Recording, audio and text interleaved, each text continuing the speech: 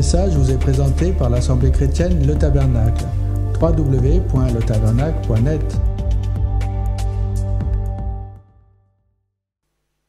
Rien.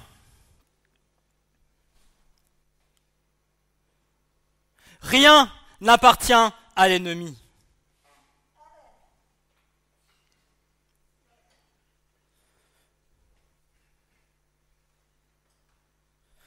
Rien n'appartient à l'ennemi. Tout est à Dieu.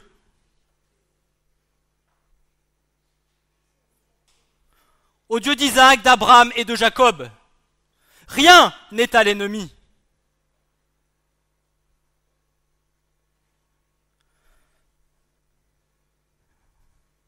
L'ennemi n'a fait que simplement voler.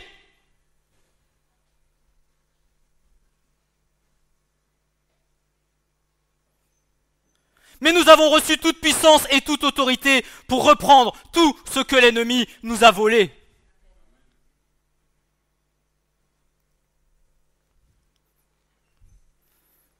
Mais c'est un dur combat. Mais c'est celui qu'un chrétien, qu'un enfant de Dieu doit mener chaque jour.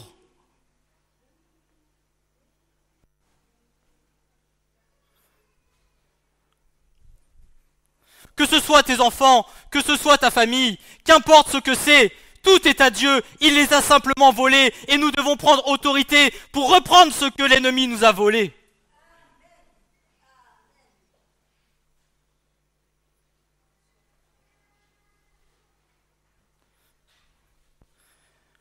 Et tout ce qui est caché en nous, parce que je le dis, il y a des choses dans les cœurs qui sont cachées et qui laissent place à l'ennemi pour agir dans les cœurs. Mais ces choses-là, Dieu veut les mettre à la lumière afin de les restituer, parce qu'elles sont à lui, parce que tu es à lui, parce que nous sommes à lui, et rien n'est à l'ennemi.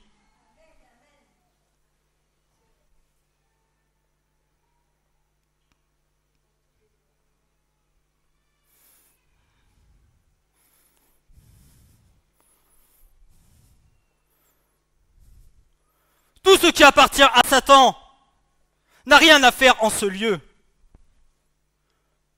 Parce que par la puissance de l'esprit, parce que par la puissance de la prière, parce que par la puissance de l'onction, parce que par la puissance de la louange, l'ennemi s'enfuit loin de vous.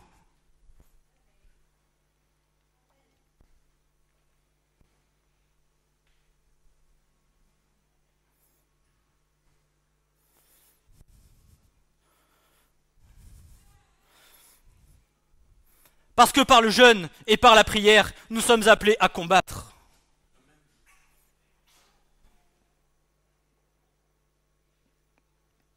Que croyez-vous que Jésus a fait pendant 40 jours et 40 nuits?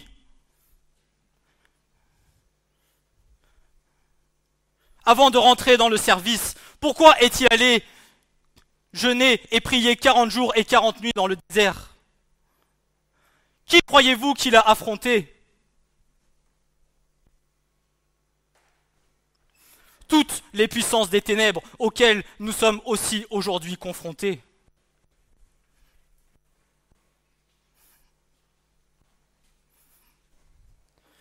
Mais nous avons tout reçu.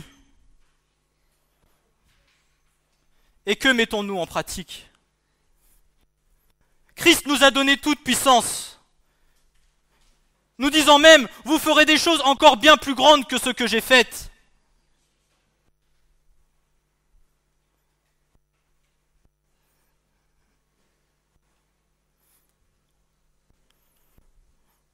Tout ce que l'ennemi a volé, il nous faut le restituer.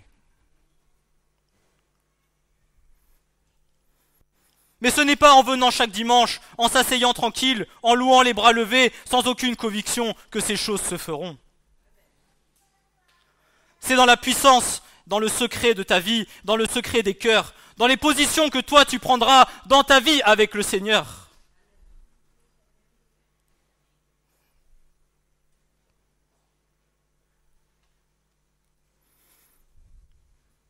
Et contre qui croyez-vous que l'Église combattra à la fin des temps? Parce que ce n'est pas contre la chair et le sang que nous combattons, mais contre toute puissance des ténèbres.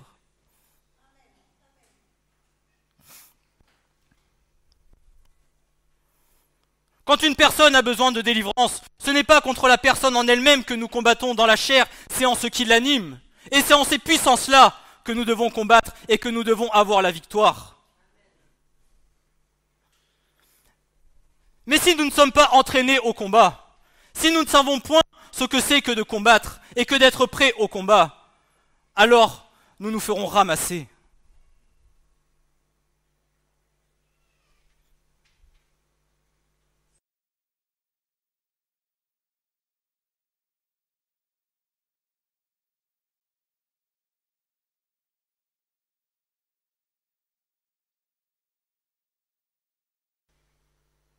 Et je le dis, ce que j'ai reçu sur mon cœur, c'est qu'il y a des gens dans cette salle, il y a des gens dans cette salle qui ont besoin de délivrance. Il y a des choses qui sont cachées dans les cœurs. L'Esprit de Dieu montre les choses. Mais premièrement, c'est par la puissance et par la force de la prière que les choses se feront. Et c'est par ça que tu auras la victoire. Par la puissance de la parole, par la puissance de la prière, par le jeûne et par la prière, par la consécration en ton Dieu.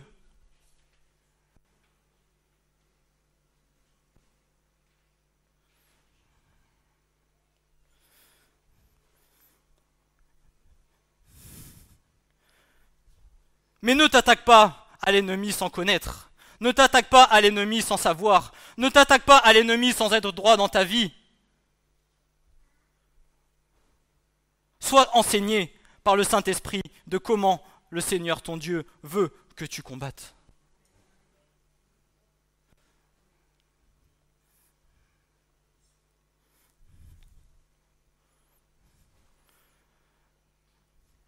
Ne t'attaque pas à l'ennemi sans être droit dans ta vie.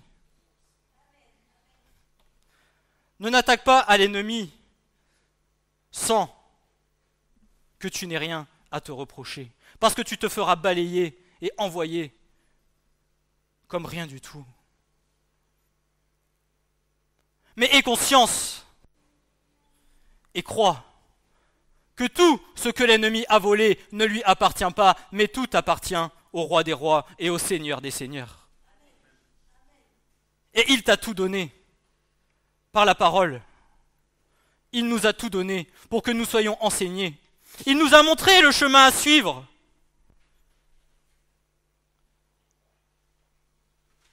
Pas comme nous pensons faire, comme lui nous a dit, comme l'exemple qu'il nous a montré.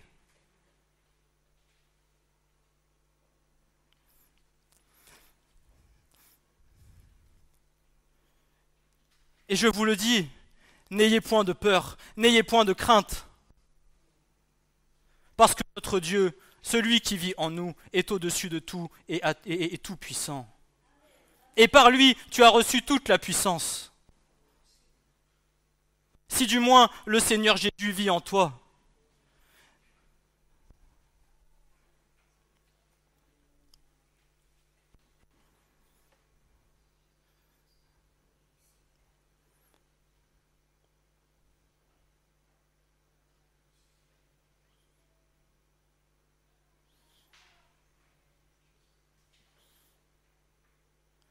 Ce n'est pas pour rien qu'il nous demande d'être des disciples et non pas de simples chrétiens religieux.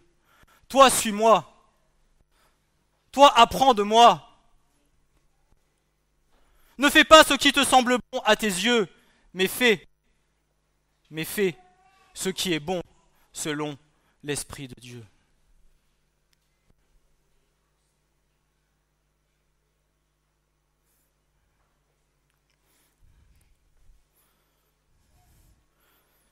Nous ne sommes pas enseignés, si nous n'avons pas vécu d'expérience dans le combat spirituel, alors au premier temps, nous nous ferons balayer.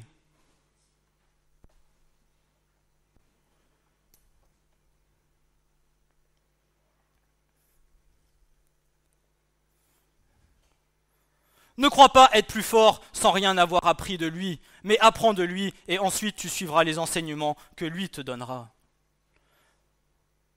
Parce que c'est lui qui a toute la vérité, et c'est par sa parole que tout est donné.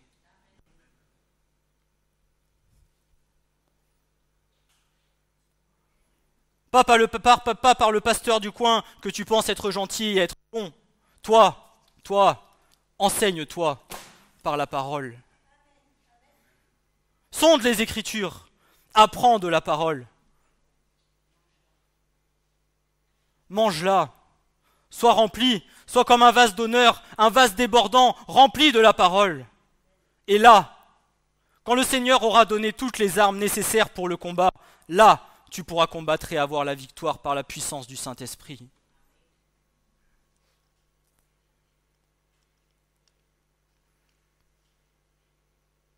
Ah mais mon frère, ça coûte!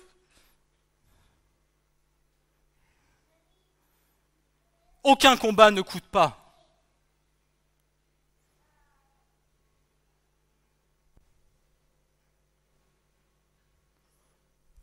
Aucun combat ne demande pas de sacrifice.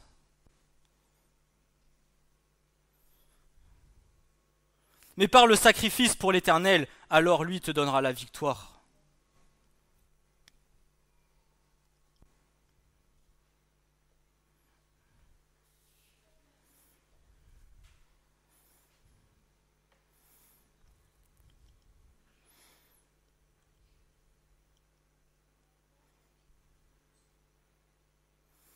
Et c'est pour cela qu'il est important que nous comprenions comment marcher avec le Seigneur.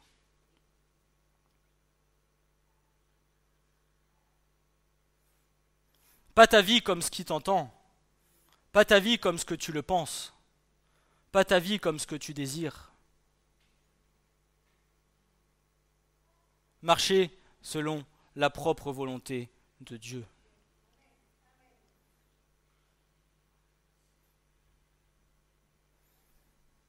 Qui aujourd'hui n'a pas dit dans sa vie, oui Seigneur, moi je veux te suivre. Je suis sûr que dans nos cœurs, nous l'avons tous dit, oui Seigneur, moi je veux te suivre.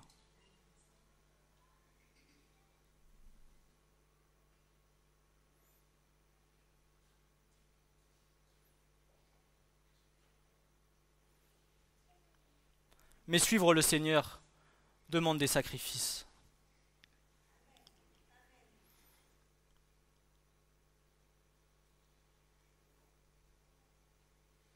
Quel homme de la parole n'a pas eu un prix à payer quand il a donné sa vie pour le Seigneur? Lorsqu'il a décidé de suivre l'Éternel, quel homme n'a pas souffert dans la parole? Pas souffert dans le mauvais sens, parce que la grâce de Dieu surpasse toute chose. Parce que l'amour de Christ surpasse toute chose.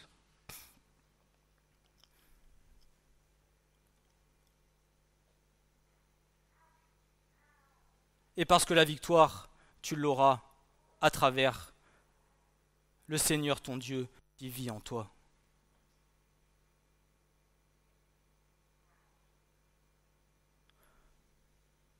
Ce n'est pas toi qui combats, mais c'est moi qui combats pour toi. Mais chacun de nous avons la part que nous avons à accomplir.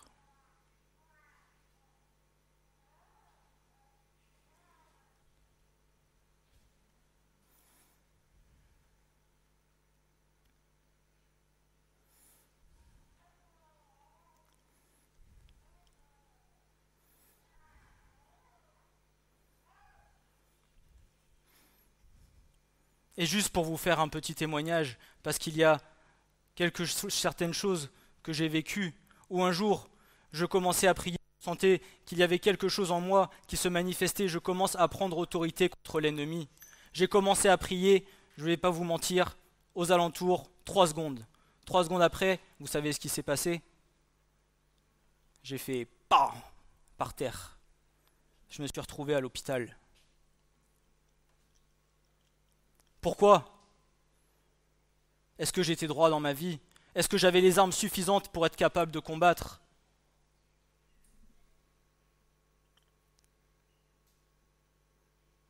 J'ai commencé à prier, à prendre autorité contre l'ennemi. 3 secondes, bam, par terre, dans les pommes.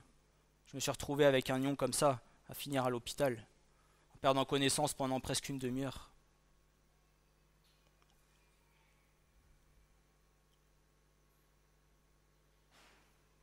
Et mon frère m'avait enseigné un jour, Francis, en me disant « Attention, quand tu t'attaques à l'ennemi, n'aie rien à te reprocher dans ta vie, mais sois clean, sois propre, sois pur, sois saint. » Parce que Dieu connaît ta vie, mais l'ennemi la connaît aussi. L'ennemi connaît tes failles. L'ennemi sait les endroits par lesquels il peut passer.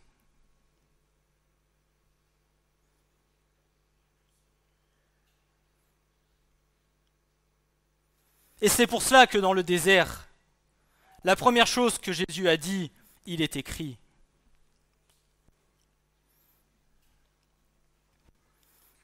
Mais si un homme de Dieu ne connaît point sa parole et n'est point capable de prendre autorité devant l'ennemi en disant «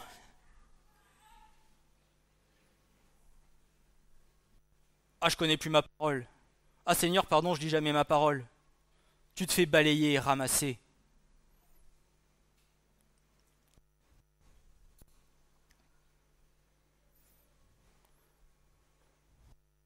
L'épée d'esprit, l'épée à double tranchant, l'épée qui sépare l'âme de l'esprit. Jésus disait qu'étive, il est écrit.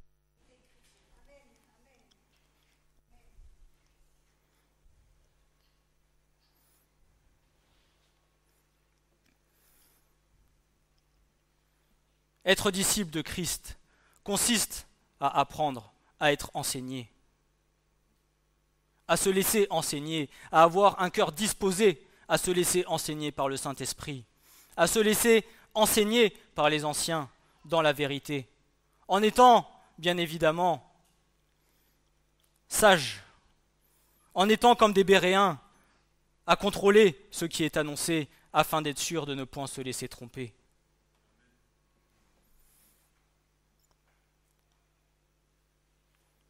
Et vous en êtes témoins encore plus en cette fin des temps. Soyez vigilants de qui se cache derrière ceux qui annoncent la parole.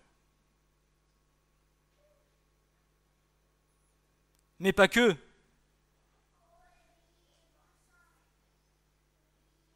Demandez le don des discernements des esprits afin d'être certain de qui se cache derrière les personnes qui peuvent venir vers vous.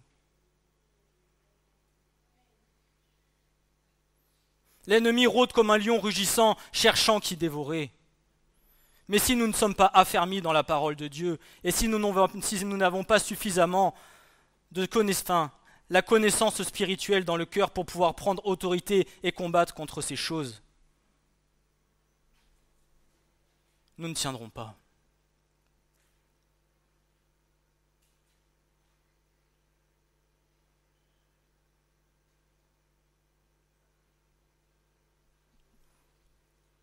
Alors que veut l'Église ?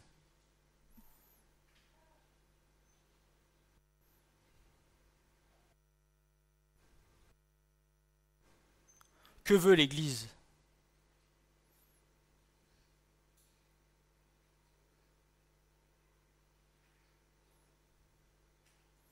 Parce que je préfère le dire, Dieu se réservera des hommes et des femmes qui seront capables de combattre contre l'ennemi. Si toi tu n'en es pas capable, ce n'est pas d'importance pour lui. Il prendra ceux et celles qui seront capables de combattre.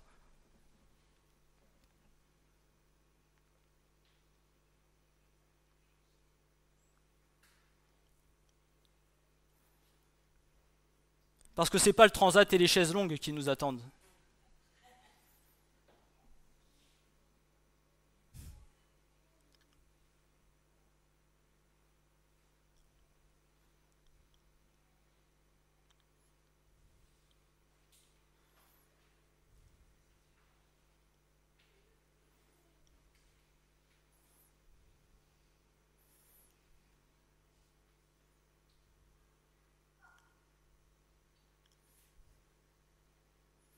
mais en tant qu'enfants de Dieu. Il est temps que nous puissions vivre les expériences que Jésus lui-même a vécues, que les disciples eux-mêmes, que les apôtres eux-mêmes ont vécu, que les serviteurs de Dieu eux-mêmes ont vécu.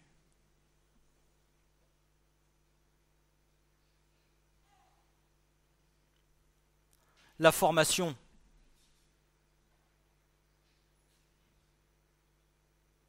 La formation au combat.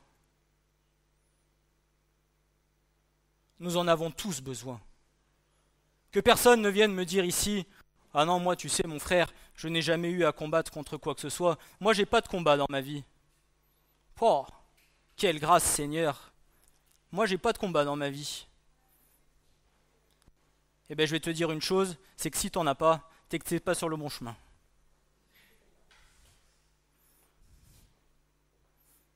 À moi, tout est paisible, tout est tranquille. Je me lève le matin peinard, les pieds en éventail, je vais à l'église le dimanche, je me recouche le soir, tout est nickel. Pas un seul combat. Eh bien, pardon de le dire, mais c'est que tu n'es pas converti. Pardon de te le dire, mais c'est que tu n'appartiens pas au Seigneur. Pardon de te le dire, c'est que si tu ne changes pas ta vie, et si tu ne donnes pas ton cœur au Seigneur, alors tu ne seras pas sauvé.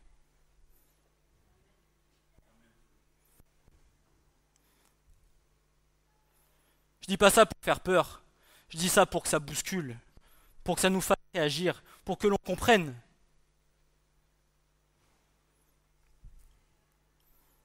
Regardez la France. Oh, qu'est-ce qu'on est tranquille. Je vous avertis, ça risque de pas durer longtemps. Et nos frères en Israël, et nos frères au Moyen-Orient, vous croyez quoi, eux? Qu'ils sont dans la paix, qu'ils sont tranquilles, qu'ils n'ont pas de combat?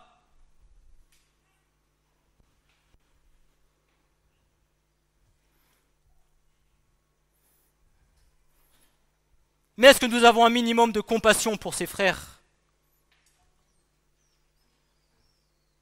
Est-ce qu'à un moment donné, nous nous rendrons compte vraiment de la difficulté de ce qu'ils vivent, de la souffrance, de l'humilité? Combien chaque jour ils risquent leur vie parce qu'ils appartiennent à Dieu? Parce qu'à la fin, ce que l'ennemi désire, c'est éradiquer Israël. Mais je vous l'annonce, nul ne se fera parce que ce peuple appartient à l'Éternel.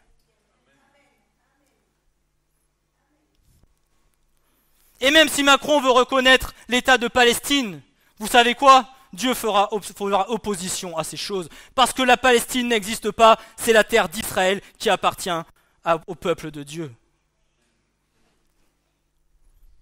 Mais eux, tous les jours, sont dans le combat. Tous les jours, ils sont dans la difficulté. Et nous, la France, dans notre petite chaise tranquille, où nous travaillons, nous gagnons de l'argent, nous allons boire, nous nous marions. Et après?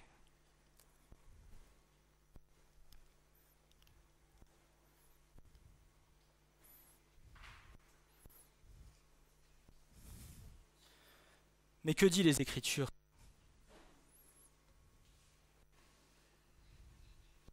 À la fin des derniers temps, ils buvaient, ils se mariaient.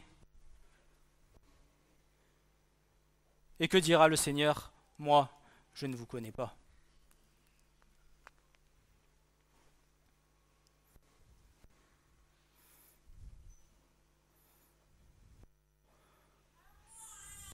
Les temps qui vont arriver sont rudes. Et il est temps de cesser de regarder à son petit nombril. Et comme je l'ai souvent dit, les temps prophétiques ne correspondent pas au temps de la France et au temps que nous vivons nous, ils correspondent au temps de ce que vit Israël. Regardez ailleurs, sortons de notre confort, regardons ce qui se passe et demandons au Seigneur la direction à suivre pour que nous soyons conduits et que nous puissions ensemble apprendre le combat. Parce que tu ne combats pas que pour toi, tu ne combats pas que pour ta vie, tu combats aussi pour tes frères et pour tes sœurs. Et c'est ainsi qu'est l'unité de l'esprit. C'est ainsi qu'est l'unité de l'Église.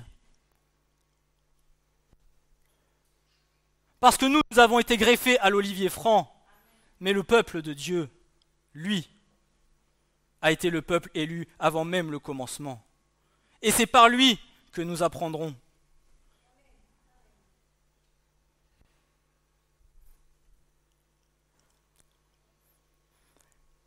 L'Église n'est pas le tabernacle. L'Église est le corps de Christ.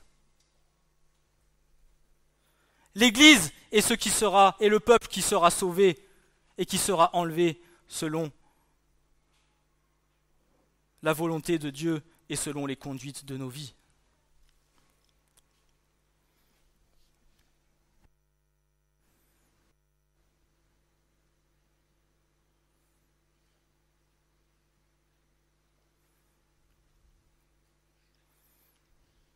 Mais ne restons pas plantés dans nos habitudes. Ne restons pas plantés dans nos conforts.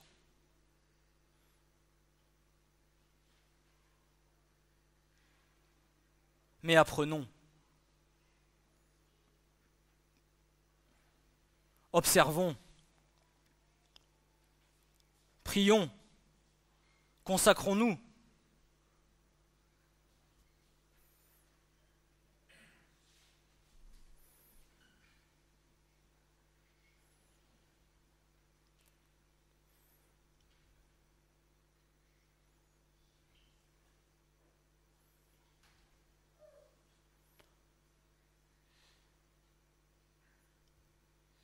Mettons en pratique ce que la parole de Dieu demande. Demandons de l'aide au Seigneur pour pouvoir marcher dans sa volonté. Demandons à l'Esprit afin qu'il nous montre là où il veut que nous allions, ce qu'il veut que nous fassions.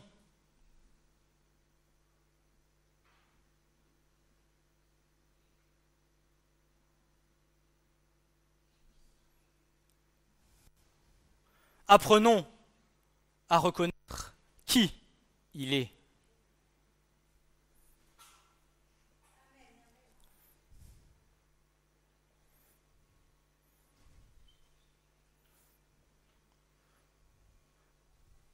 Comme le disait souvent mon frère, pas le Jésus comme nous le pensons et comme nous l'interprétons, le petit Jésus à notre image, bien sage, bien gentil, tout doux. Non, Messie d'Israël. Qui il est?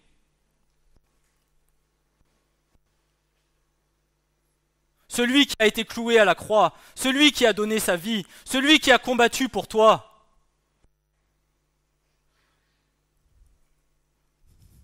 Parce que lorsqu'il était à Golgotha, Père, pourquoi m'as-tu abandonné? Mais quand il était à Golgotha, croyez-vous quoi?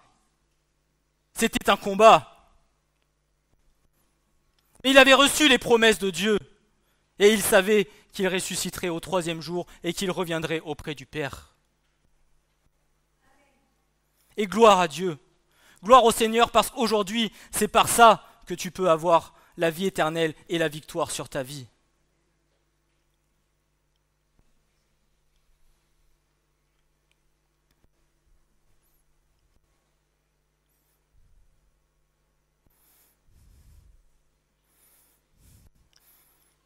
Mais sois certain de ne pas attendre le dernier moment pour apprendre et pour te préparer. Parce que si tu attends le dernier moment, le temps est déjà venu que tu seras balayé. Qu'en a-t-il été des vierges sages et des vierges folles? Elles ont attendu le dernier moment avant de faire le plein d'huile.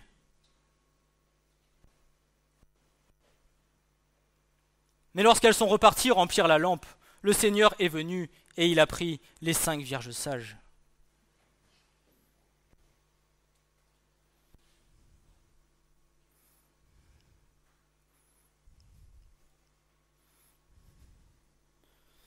Personne ne peut te sauver à ta place, toi seul peux te sauver. C'est le Seigneur qui sauve, mais c'est toi par ta consécration et par ta relation avec le Seigneur que tu seras sauvé, par ta foi. C'est pas ton mari, c'est pas ta femme, c'est pas ton copain, c'est pas ta copine, c'est personne, ce n'est toi et le Seigneur.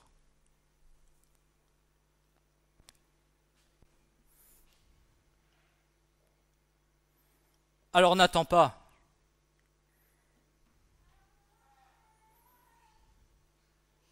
Apprends à combattre. Demande l'aide au Seigneur. Et crois-moi, il ne te laissera pas sans réponse.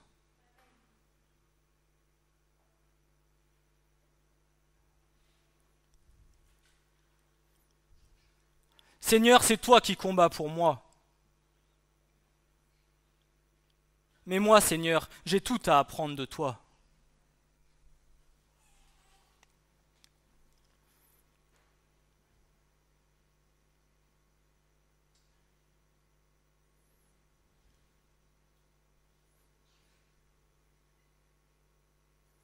Ne fais pas ce qui te pense être bon, mais fais ce que le Seigneur te demande de faire.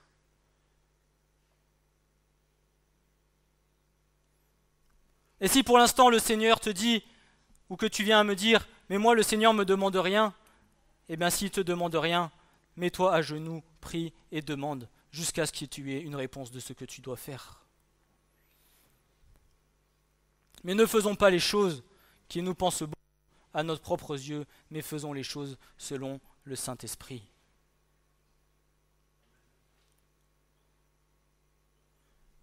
Que faisaient les disciples lorsqu'ils suivaient Jésus? Tant que le Seigneur ne leur disait pas d'aller ici ou d'aller là, ils restaient auprès du Seigneur. Et lorsque le Seigneur avançait, ils suivaient le Seigneur. Mais nous, aujourd'hui, nous avons la grâce d'avoir le Saint-Esprit dans nos vies. Et c'est par le Saint-Esprit que nous sommes conduits.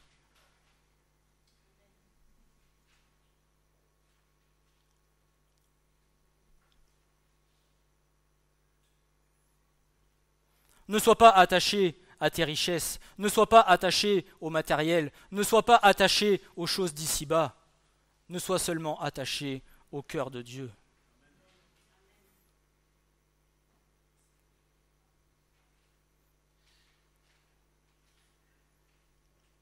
Rien n'est à toi, tout est à lui et tout est pour lui.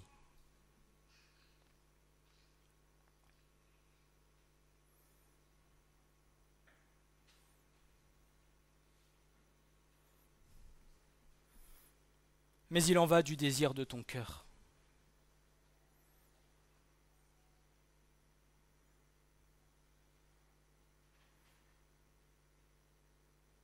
Et comme je l'ai dit, ne dis pas « Seigneur, mais je ne suis pas capable ». Le Seigneur t'a donné toute puissance et toute autorité.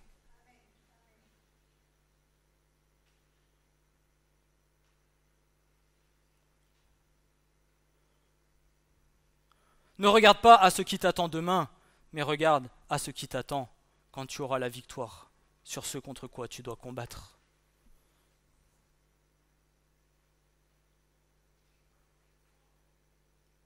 Et les yeux fixés vers Jésus, parce que c'est lui, par lui, que tu auras toute victoire sur ta vie.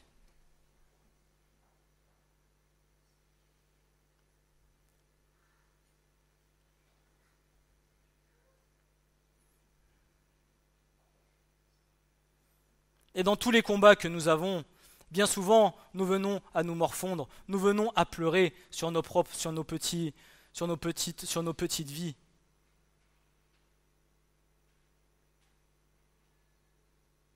Alors que pourtant, nous avons reçu toute la puissance de Dieu en nous.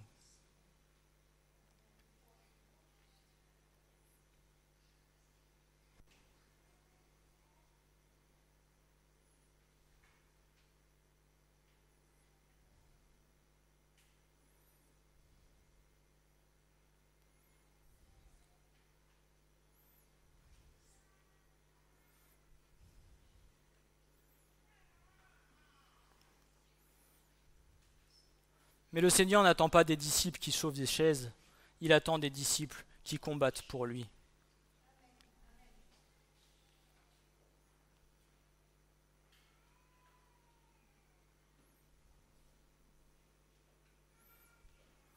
et que nos vies changent, que nous puissions être transformés, que nous puissions être renouvelés par l'œuvre du Saint-Esprit en nous.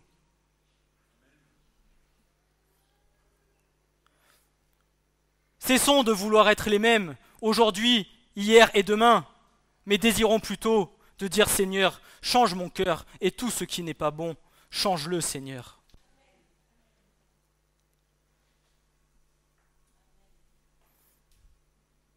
Tu crois te connaître, tu ne te connais pas.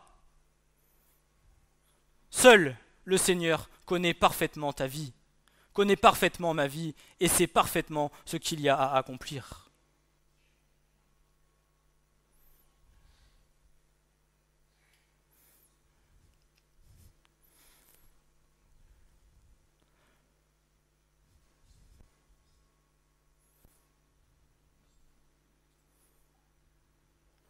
Regardez la vie de Paul, jusqu'à en dire « Seigneur, ta grâce me suffit ».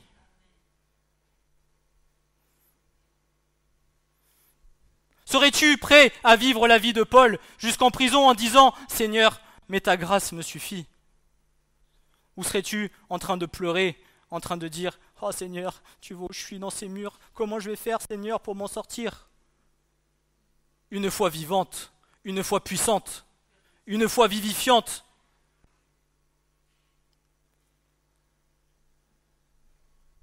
Quelle vie désirons-nous ?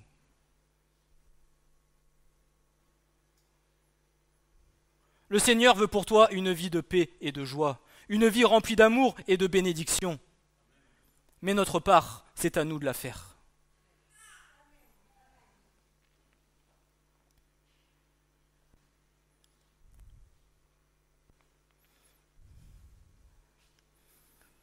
Alors s'il vous plaît,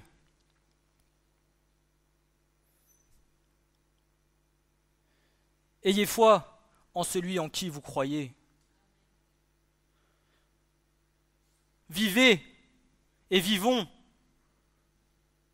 les paroles en quelles nous croyons. Et n'attendons pas de faire les choses comme nous voulons les faire, mais selon comme le Seigneur veut que nous fassions. Ne nous traçons pas le chemin que nous voulons, mais suivons le chemin que l'Éternel nous a donné. Bien que parfois nous puissions divaguer à droite, à gauche, mais même si tu commences à partir un peu trop à droite ou un peu trop à gauche, le Saint-Esprit te montrera qu'il faut que tu reviennes sur la bonne voie. Mais sois dans l'obéissance, sois dans la soumission, sois rempli de l'Esprit.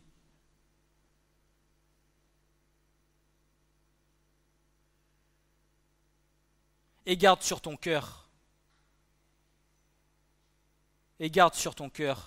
que tout appartient à Dieu et que rien n'appartient à l'ennemi. Et que tout ce qui t'a volé,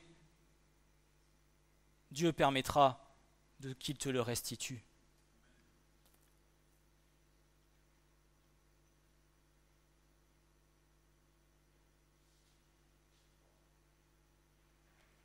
Ce n'était pas le message de ce matin, mais c'est pas grave.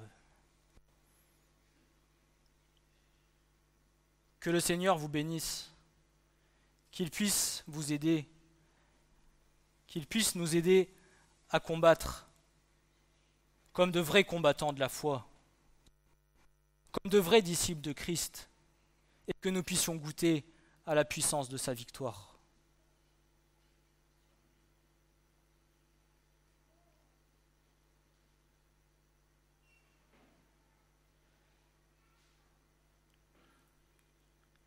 J'ai beaucoup d'amour et j'ai beaucoup d'affection pour l'Église.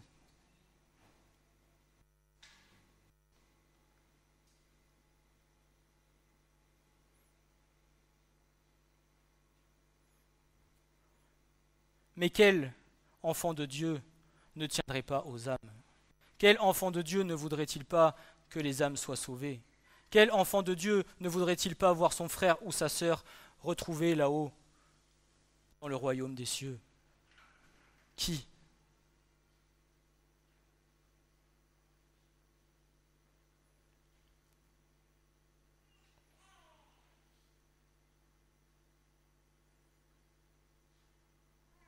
qui?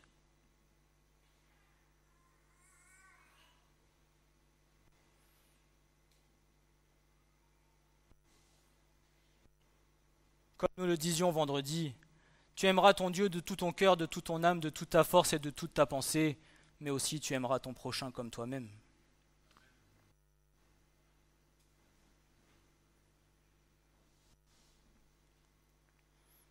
Alors ne restons pas centrés sur nos petits nombrils de nos vies, mais regardons, prions, combattons, soyons enseignés par le Saint-Esprit. Et c'est par là que nous obtiendrons la victoire. Mais la formation commence maintenant, pas quand ça commencera à chauffer, là, maintenant.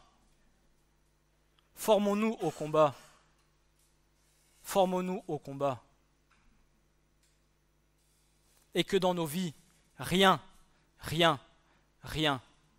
ne laisse accès à l'ennemi. Amen. Ce message vous a été présenté par l'Assemblée chrétienne Le Tabernacle. www.letabernacle.net